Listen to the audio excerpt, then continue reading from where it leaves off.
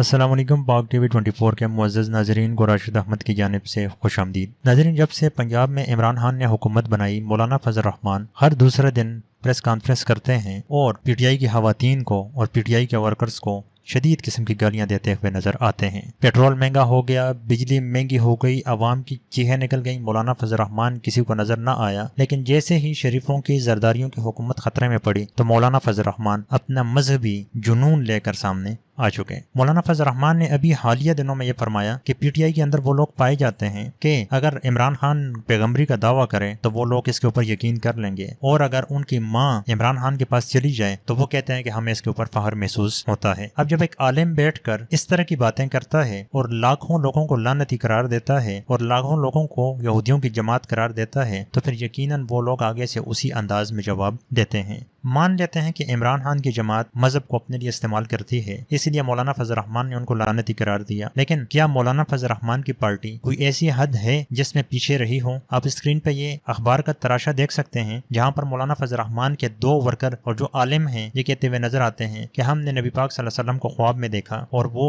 मौलाना फजल रहमान की शक्ल में हमारे सामने मौजूद थे और वहां से गंदगी साफ कर रहे थे। ये उस वक्त ख्वाब की वीडियो नशर की गई जिस वक्त मौलाना फजल रहमान पेशावर मोड़ पर धरना दिए हुए हमें नजर आ रहे थे। इसके अलावा बेतहाशा मौके ऐसे नजर आएंगे। मौलाना फजल रहमान ने आदम अलैहिस्सलाम को कॉल की, हत्ता कि मौलाना फजल रहमान ये तक कहते हुए नजर आए कि जो बंदा रमजान में एतिकाफ तोड़कर मुझे वोट देगा उसका एतिकाफ तो हलाल होगा, लेकिन अगर किसी और को देगा तो वो एतिकाफ टूट जाएगा। इसी तरह मौलाना फजल रहमान ने एक जगह पर यह भी फरमाया कि मुझे पाकिस्तान की एजेंसियों ने यह कहा था कि अब इमरान खान आ गया है तो पाकिस्तान में बेतहाशा पैसा आएगा, पाकिस्तान में बेतहाशा बेहयाई होगी और पाकिस्तान खुशहाल हो जाएगा, लेकिन हमारे अंदर से इस्लाम खत्म हो जाएगा। ये बयान मौलाना फजल रहमान ने उस वक्त दागा था जिस वक्त इमरान खान ने यह कहा था कि हम मस्जिद के इमामों को तनख्वाहें देंगे। तो गर्ज जहां जहां मौलाना फजल रहमान को जरूरत होती है वो उसी तरीके से ख्वाब देखते हैं और उनके वर्कर इसी तरह की वीडियोस जनरेट करते हैं। यहाँ पर अहले इल्म से ये सवाल पैदा होता है कि क्या नबी करीम सल्लल्लाहु अलैहि वसल्लम किसी दूसरे इंसान के चेहरे मुबारक में किसी को ख्वाब में आ सकते हैं? तो आपको समझ आ जाएगी कि किस अंदाज से मौलाना फजल रहमान के बंदे इस्लाम को